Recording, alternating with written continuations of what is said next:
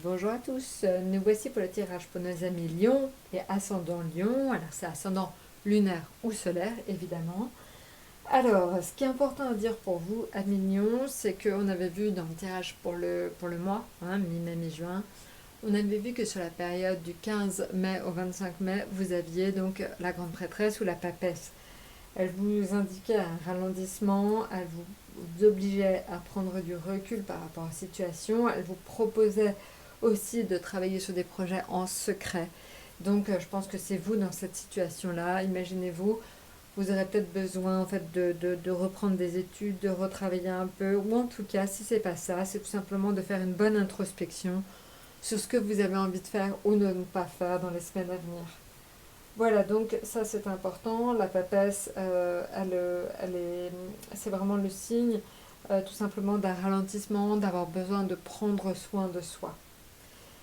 Il était important au niveau astro aussi de vous dire que Jupiter est en bélier jusqu'au 16 mai, donc le 15 et 16 mai, vous profiterez encore des bons influx de Jupiter parce que vous êtes aussi dans un signe de feu, donc globalement, chance, expansion à tous les niveaux jusqu'au 16 mai. Donc profitez bien donc, des bons influx de Jupiter le 15 et le 16 mai.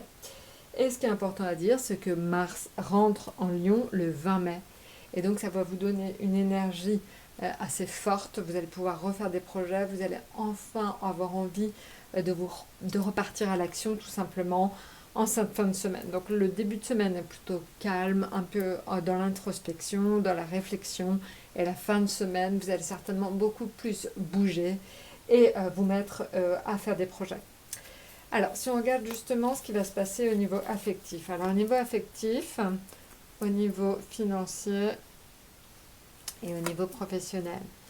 Alors, au niveau affectif, on est sur l'empereur. L'empereur indique que vous commencez à refaire des projets pour vous. Alors, je pense que c'est lié, on l'a vu, à ce temps en fait d'introspection qui est un peu arrivé à son cap. Et je pense qu'à partir du 20 mai, donc à partir de la fin de la semaine, vous allez vous remettre à rechercher des choses, rechercher un boulot, rechercher une maison, rechercher des projets de vacances. Voilà, ça va bouger vraiment en fin de semaine. Vous allez vous remettre à l'action. L'empereur, c'est le fait de refaire des projets.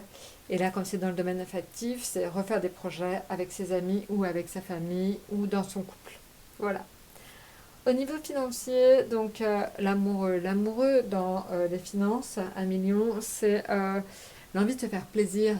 Donc c'est des dépenses peut-être un peu futiles, des fois un peu superficielles, mais c'est des dépenses qui font du bien, tout simplement. Alors elles font du bien parce que soit elles sont orientées vers quelque chose que vous souhaitez, ça peut être dépenser de l'argent pour un projet qui vous tient à cœur, quel que soit le niveau, mais ça peut être aussi quelquefois se faire plaisir, donc c'est embellir sa maison, c'est améliorer son cadre quotidien.